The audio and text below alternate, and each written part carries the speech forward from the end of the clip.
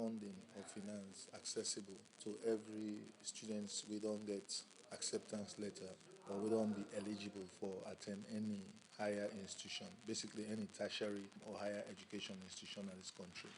So that a third party will be available through the banks where they will make such monies available. So students will basically apply. Now let debt. Now basically student now loan where government will provide now for students them. Wetin are the thing they want they look for make students be able to get this students loan? Primary beneficiaries, one are students. Every student, na Sierra Leone. This is a very laudable venture. Well, the number one thing is that you for be a Sierra Leonean, national. You for be a citizen of Sierra Leone, and you for be resident in Sierra Leone. You're not gonna be a citizen of Sierra Leone, but you in another country. Then you apply for college, and we sponsor you. You get for be a national of Sierra Leone, and then you for don't get an acceptance letter where they allow you for attend a higher or any tertiary institution of education. We also look at a guarantor, which means somebody we can stand for you for say, okay, we dey stand as a guarantor for this person. We dey look at the eligibility criterion also for the guarantors them. One of the things that we consider, for instance, that the guarantor for be a credible contributor for at least a reasonable period of time. That time they say for the look at maybe 5, 7 years to NASIT. You for be an employee and then you for don't contribute to NASIT. Okay, so who set of students then gets for benefits from the student loan? The goal at the end of the day, in consonance with the constitution of this nation, specifically section 2, subsection 9, at part C of that clause. Now, the goal now for let government will provide access to higher education by providing those funds for every student. That is the goal. The committee is being formed to explore current situation with the SHG. We're not sustainable. And then we will look at some of the challenges. We'll look at the fee structures, and then we'll go for at the end of the day advise government. And then based on that advice, the government will say, okay, this is the amount that is available, and then we will decide for which set of students then will qualify for the student loan. Okay, you say all students Western Sierra Leone they don't get acceptance for being at college, university. You will be part of this student loan. We get tech voc them, we get colleges them, then we get university. So then different students will fall under then different category they are get for benefits from the student loan. Eventually, that is the plan. As a matter of fact, in we initial consultations, and what would they get right now? We don't hold two consultations with all universities or heads of universities, primary offices, then universities. Then we also invite private institutions and even heads of technical and vocational institutions because the committee they look very strongly, and as a head I'm looking very strongly at the loophole what we get. Most of the challenges what they get now between that age bracket of 18 to 25 or 26 when are the youth population, and most of them don't either they're not able to pass WASCE or they don't pass WASCE but they're not able to get money for going to college, or some they're not pass WASCE, so they are caught in between that gap. We they see them all over the place. Some they go to Okada, they do some other things. So them set of students they all get for benefits. That not the goal. Eventually, government they plan for cover all them students in there. We get private university, then like the Lincoln, then the University of McKinney, then self get for be part of the student loan. As I mentioned in our consultations, we invite leaders from those institutions. Actually, I even received an email from one of the leaders in IMAT, I believe it's a private institution. So, we look at the public-private partnership. So, how the private sector and how private students or students in private institutions we can partner for make them benefit also. And we next consultative conference we actually invite Sierra Leone Chamber of Commerce because we are looking at how the private sector can come in. Education not to an end. Education are a means to an end.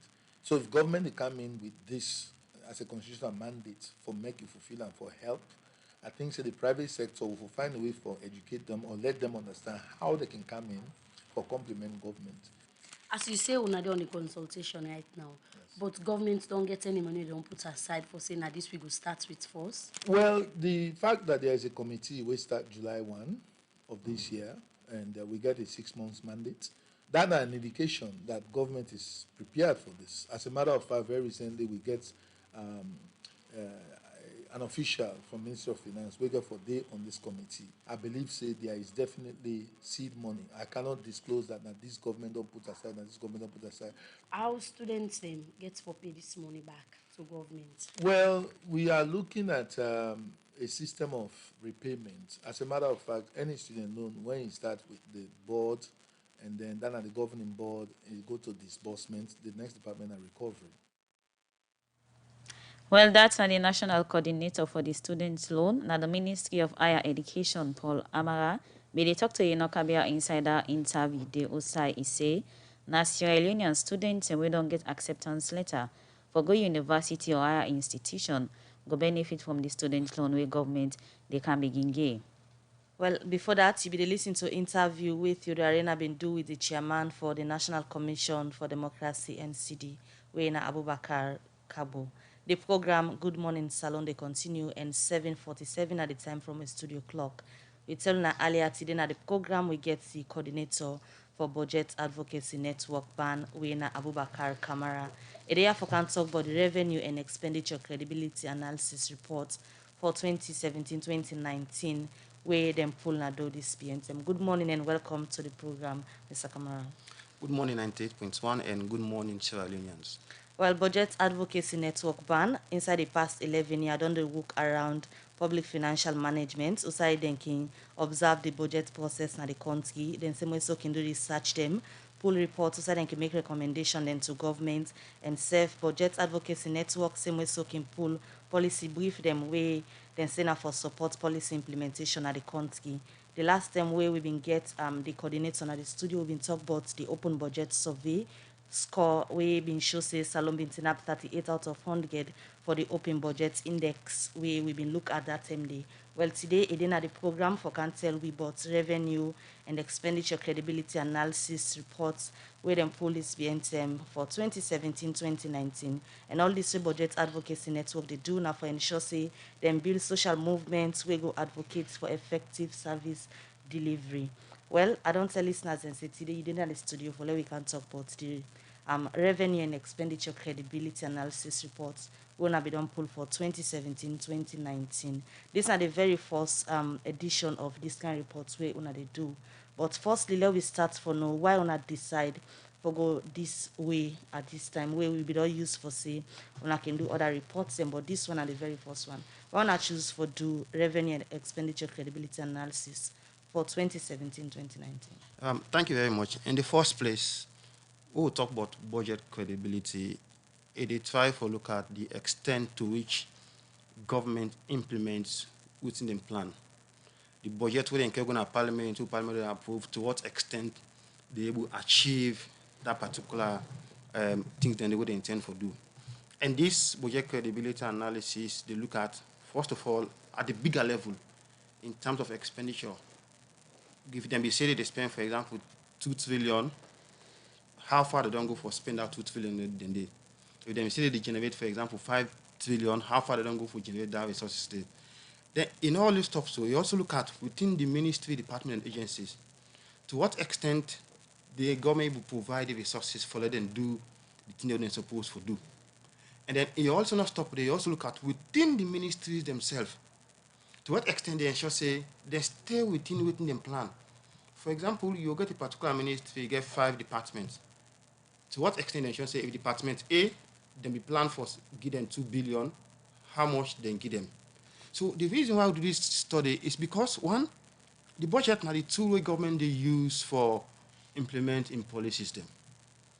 And for now, for example, we get the education for development, we have the free health and free and quality education.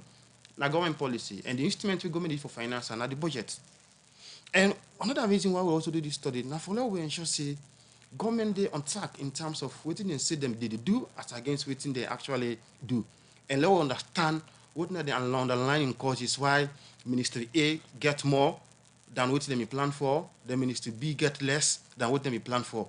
And also for now, we understand, even within the ministry themselves, why there is a shift between one department to another department, and to what extent that shift they go for affect service delivery. So the overall issue here is, now for now we ensure say citizens, they use service, they benefit from the service the government provide through the budget as a tool. You say when I look at this for when I ensure say government they do it in they can say then suppose for they do. But if you look at the year we wanna focus on 2017 to 2019, yes, governments are continuity, but the administration don't change. 2017, 2019. Why not that year they wanna choose way 2017? We've been get different administration and now a different administration we get as well. Well, we need to look at from one set of government, and government. But the policies them different way they can and use. the framework we use, they call an PEFA, when a public assessment framework on the public financial management issues then. And that framework they assess government performance on a 3 years basis. So the last PEFA report with government them we do, it will end up 2016. So we just taken up on 2017 to 2019 for update time. So in a process we now like 3 years, we they accommodate any kind of analysis because we just use 1 year and provide a judgment about how the credible the budget is. So the process and the agreed process worldwide, now 3 years they use for look at how consistent government done the go in terms of generate what they're supposed to generate or spend what they're supposed to spend. So it's not about administration, it's about government spending. And government spending irrespective of whatever government did at a particular point in time. So looking at this analysis, where you look at expenditure credibility analysis, again, key factor them where you for consider for getting the exact facts, because you get for do with figure, you get for do with corporate involved. In terms of owner, let we look at the rightful methodology or step them what owner you so come to this final stage. Thank you very much. In the first place, as maybe I'll say, it covered 3 years, 2017 to 2019. And of course, we use information from Ministry of Finance. In fact, all the data we use are from Ministry of Finance. Ministry of Finance, they produce, for example, the annual statement of accounts every year, where Accountant General, they do a minute and they publish them. And that document, they provide how much each and every ministry spend. It will provide overall how much government will collect. It will provide overall how much government spend. So we use that particular document today for analyzing information also. Then also we use that, what do you call it? You call it PEFA framework. Now, an international framework agreed worldwide in terms of how they assess the government public financial management systems, in terms of how they manage the revenue, how they account for revenue, and to what extent government they do what they're supposed to do. So now, an accepted framework. And that framework, they get a whole lot of indicators then. But we just look at 3 indicators then. The one indicators now, like overall, how much government will be able to collect. Then overall, how much government spend. They will also do line to ministry by ministry, how much government give to ministry by ministry in relation to waiting parliament they approve for the 3 years. They will also look at now within the ministry themselves to what extent budgets don't move from one department to another, and how that don't affect service delivery. So there are 3 issues that we actually look at, and data from Minister of Finance, when from 2017 to 2019. So looking at the information we get from Ministry of Finance from 2017 to 19, where you look at the 2017, how authentic it be, because the one that we give the information, if you look back, most of them in administration, that particular term there. The document we use, the information, they are all authentic because every year the Accountant General gets a responsibility for prepare the statement of accounts of government. And a normal process what they do every year. So now that information we use, and it's the same Accountant General department, it's the same government. So they are published documents where we use also, and they're all authentic. They all came from the Ministry of Finance and being developed by the Accountant General Department, where they should actually, how much they collect, how much they spend, how much they give Ministry A, how much they give Ministry B. It clearly shows that particular information. So it's not about change of government. Whether government change or not, it's the same information and a credible information published by the Minister of Finance. So wetin una fair not say happen under the year review 2017-2019 in terms of how government dey generate revenue and save the expenditure. Wetin happen the year then? Well, the first indicator we will actually look at, we will find call an aggregate expenditure outcome. What it have for say, overall, how much government spend. Within them a plan and approved by Parliament. And the PEFA framework get away with score you a country either A, B, C, or D. So on this overall, for look at how much government spend, there are key things then way the assessment to look at. First of all, if you spend between 95 to 105% of what you planned, you get an A. For example, if now 100 million, if you able to spend 95 million, you get an A. If you able to spend 105 million, you get an A again. So if you spend between average and an A. But for a B, if you spend between 90 to 110, again, if now 100 million, if you spend 90 million, you get a B. If you spend between 90 million to 110 million. For a C, now between 85 to 115. For a D, now we score between that, and we also get incomplete information. So for this particular score, over the 3 years period, as I've been mentioned, for 2017, government will score 100.6% of what they say they spend, which means they spend above a little bit. And in 2018, they spend 93.3% of what they say they spend. In 2019, they spend 93.7% of what they spend. So if you see the assessment they look at, of them 3 years they are so, 2 years of them, you for spend between them region there. Or find out say based on this range, Salon for us score B. But the reason why we not score B, we score D, now because donor project them. The government need a report on her in the annual statement of account. For example, we get different projects where they go for either means of agriculture, health, we not donor project them. And then information they can normally then at the budget speech, the budget annex is we can in terms of reporting on the annual statement of account, they need a factor there. So therefore, not incomplete information. Therefore, as account we score D in this particular one based on the PEFA framework. So what does this mean, and what una fair not saying are the reason for this? Because most times again we can see where the Auditor General reports they come out. Some ministries where they can say no accounts for certain money, not because they misuse and because they not can get supporting documents them for show say they spend this money this way or that way. 2017 to 2020. Continue for the way to they come back to you shortly. The program Good Morning Salon